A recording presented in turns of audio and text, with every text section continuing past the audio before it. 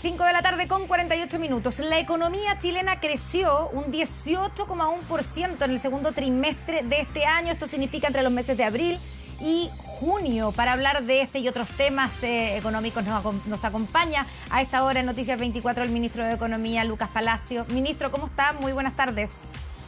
Buenas tardes, Connie. ¿Qué tal? ¿Cómo estamos? Bueno, partamos por las buenas noticias, ¿cierto? Por el crecimiento del 18,1% de nuestra economía, ¿cierto? En el segundo trimestre del año. ¿Esto supera todas las expectativas también del gobierno? Supera las expectativas. La verdad es que nuestra economía nos ha ido sorprendiendo en el tiempo, la capacidad de resiliencia y la capacidad de ponerse rápido de pie. Y esta cifra, el 18,1 en el segundo trimestre, es la más alta desde que hay registro, que cuando partieron los registros en el año 86. Es muy significativo, es cierto que la base de comparación, ¿cierto?, del primer trimestre del año 2020 es baja, pero también es cierto, Connie, que este segundo trimestre no estuvo exento de confinamiento. Recordemos que incorpora abril, por ejemplo, mayo, que todavía teníamos bastante confinamiento, y eso significa que podemos ver con bastante optimismo los meses que vienen ahora a continuación, dado que ya no tenemos ninguna comuna en cuarentena en nuestro país, producto de la disminución de los contagios, producto de la vacunación, y eso nos hace ver con bastante optimismo el futuro. Eso significa, yendo al punto de comparación, ¿cierto?, que usted decía, porque hay que recordar que el segundo trimestre del año 2020 probablemente debe haber sido el peor de todos en términos de crecimiento económico del año pasado y también de los últimos años.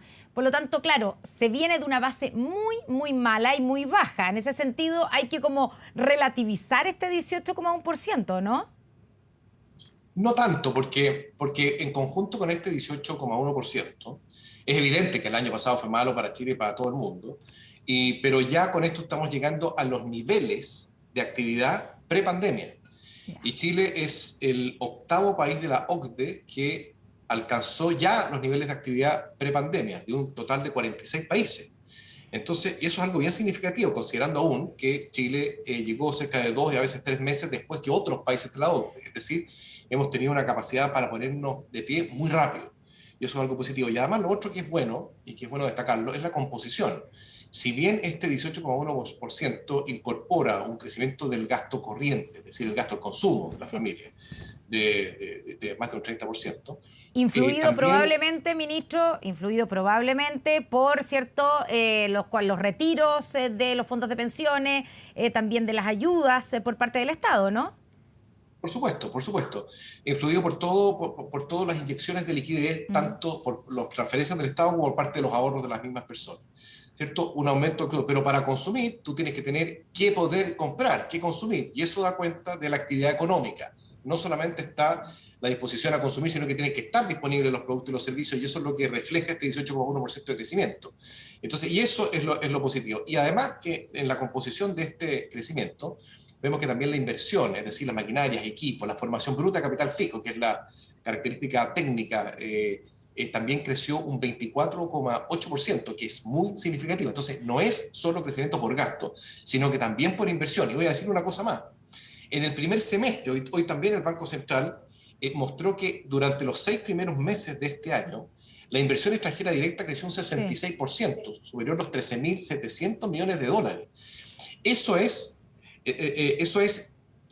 más de todo lo que se produjo el año anterior en materia de inversión extranjera directa. Significa que empresas extranjeras también están apostando por nuestro país, por su recuperación, por la forma en que estamos conduciendo nuestros procesos, justamente para proyectos de mediano y largo plazo. Eso también es algo muy positivo porque conlleva generación de puestos de trabajo. Ministro, mucho se ha discutido cada vez que empieza a recuperarse la economía, ¿cierto? En los últimos años, cuando hemos tenido bajas y frenos en la economía, se empieza a recuperar, empezamos a hablar de los brotes verdes, de la primavera, etcétera. Aquí ahora, ante estos números, ¿ya podemos hablar de frentón de una recuperación de nuestra economía?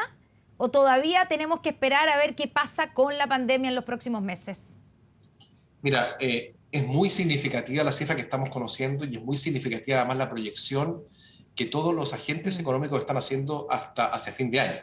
De hecho, cada vez ha ido corrigiendo al alza, llevamos como 11 correcciones al alza de la proyección de crecimiento este año. Incluso hay algunos agentes económicos que están proyectando que en el IPOM, el próximo IPOM el Banco Central podría definir una tasa de crecimiento cerca de un 10% de este año. Es muy significativo.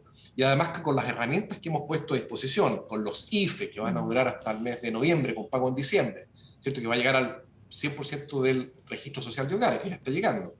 Además de todos los aportes para el lado productivo, a las pymes. Recordemos que ya entregamos un bono de $1.000.000 que inicialmente iba a ser para 820.000 micro y pequeñas empresas, pero le llegó finalmente a 917.500. Fue un éxito eso, y eso es una inyección directa a la capacidad productiva del país. Y a propósito, aprovecho de decir que hoy comienza el cuéntenos segundo acerca del nuevo periodo de postulación para las pymes, para los beneficios de las pymes, que comienza hoy día, sí, ¿cierto? Parte hoy, partió ya, digamos, dura hasta el 18 de octubre la solicitud. Son dos bonos. Uno es el bono adicional variable, que es la devolución de 3 IVA débito en promedio, ¿cierto?, del año 2019. Esto es una inyección directamente a la vena para esas empresas.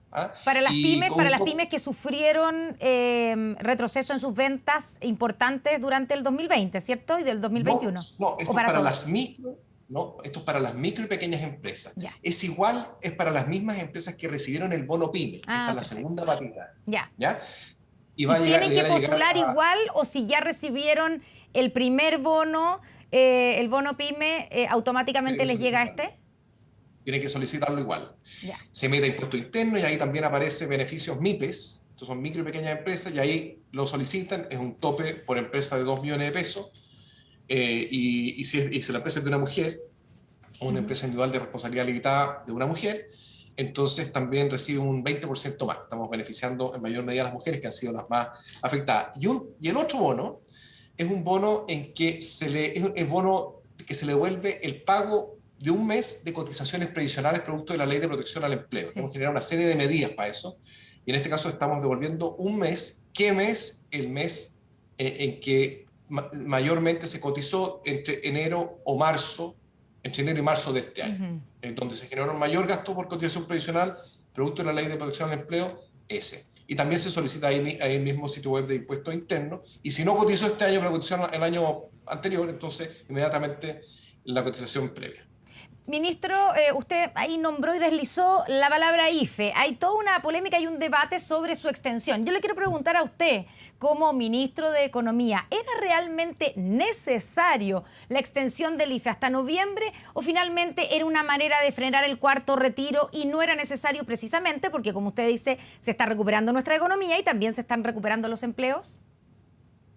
Mire, estamos en una situación de emergencia. Estamos en la pandemia, ahora estamos observando una disminución de los contagios, pero todavía las familias chilenas están muy golpeadas, y por lo demás esta inyección también va directamente al sistema económico. ¿Sí? Esto se transforma en consumo.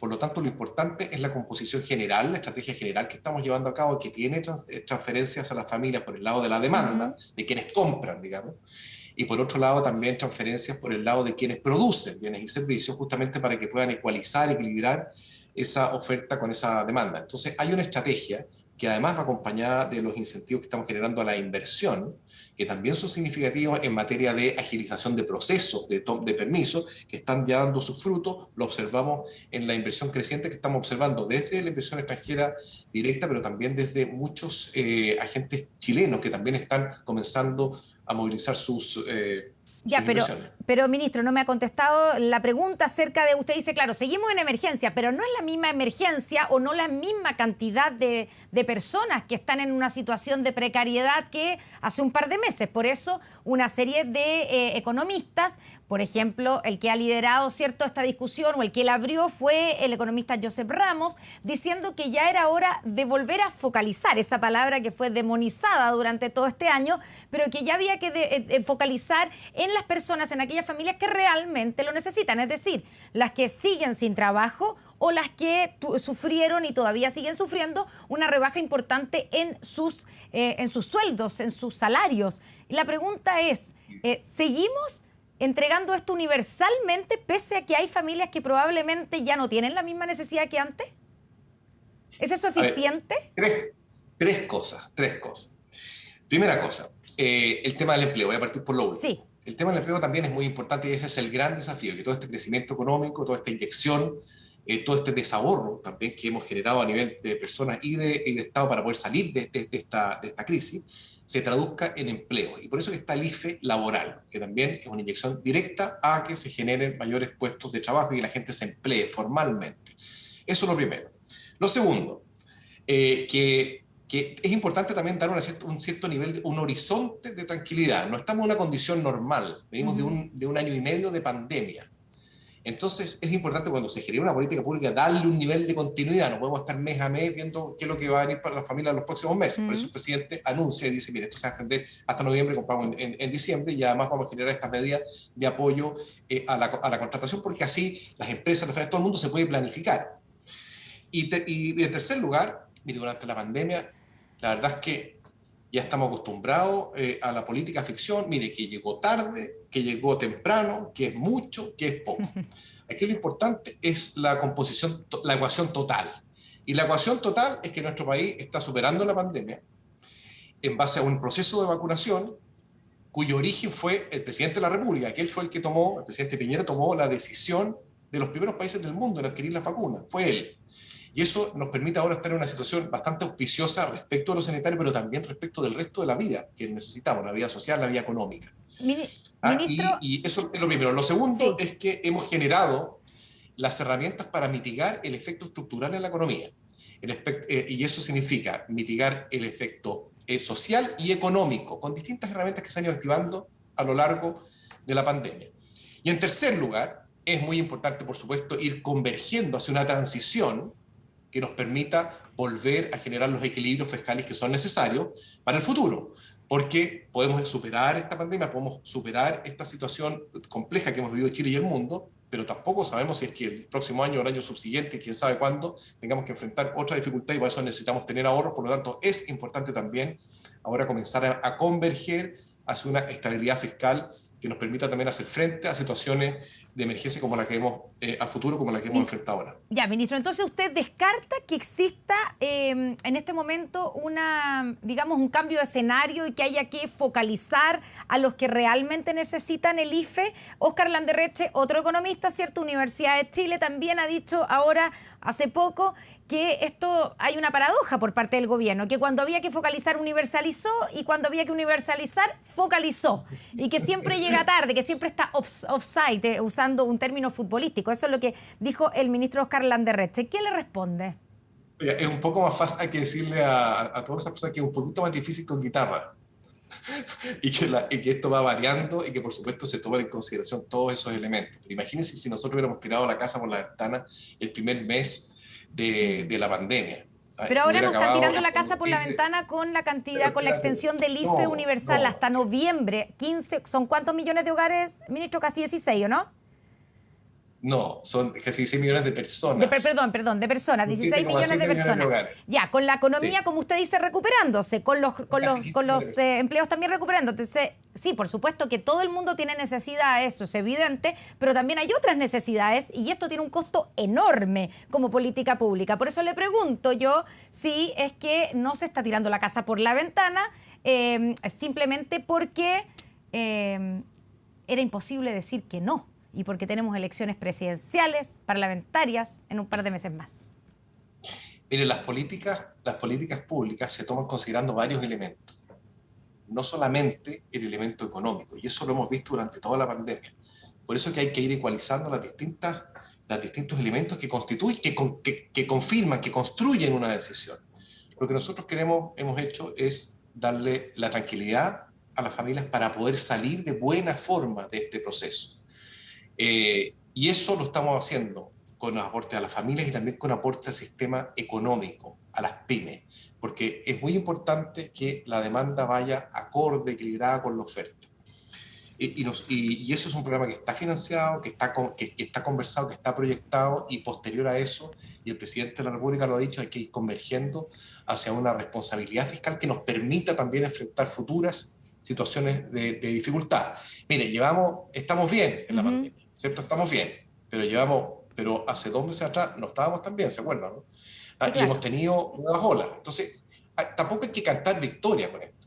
Hay que tener las herramientas activas justamente para poder llegar a tiempo con la familia, y hay que seguir cuidándonos, y en vez de estar mirándole la quinta pata al gato. Yo creo que hay que estar satisfechos de lo que hemos logrado construir entre todos en nuestro país, ir superando poco a poco la pandemia, con mucho dolor para muchas personas, y poder tener la posibilidad de habilitar estos sistemas de apoyo del Estado de primer mundo, porque esa es la firme. Ya.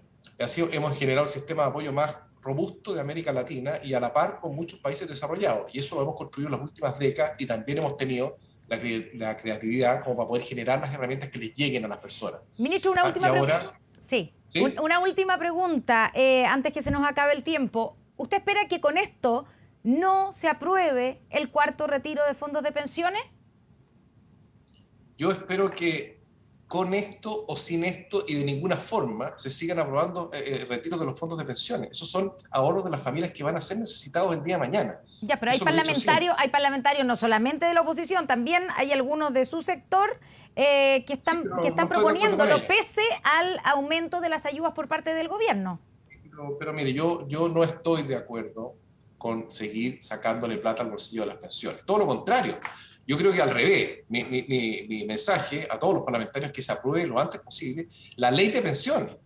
¿Por qué? Porque hay muchas personas que viven con pensiones muy bajas y ahí hay una ley que está durmiendo en el Congreso, presentada por nuestro gobierno, y que lo que hace es mejorarle las pensiones hoy a las personas que más lo necesitan, sobre todo a las mujeres y a las personas más vulnerables. Entonces yo creo que en vez de ir pensando en sacarle plata al ya destruido bolsillo de las pensiones y a muchos que ya no tienen ahorro, entonces mejoremos las pensiones y comencemos a ahorrar para tener buenas pensiones para el futuro.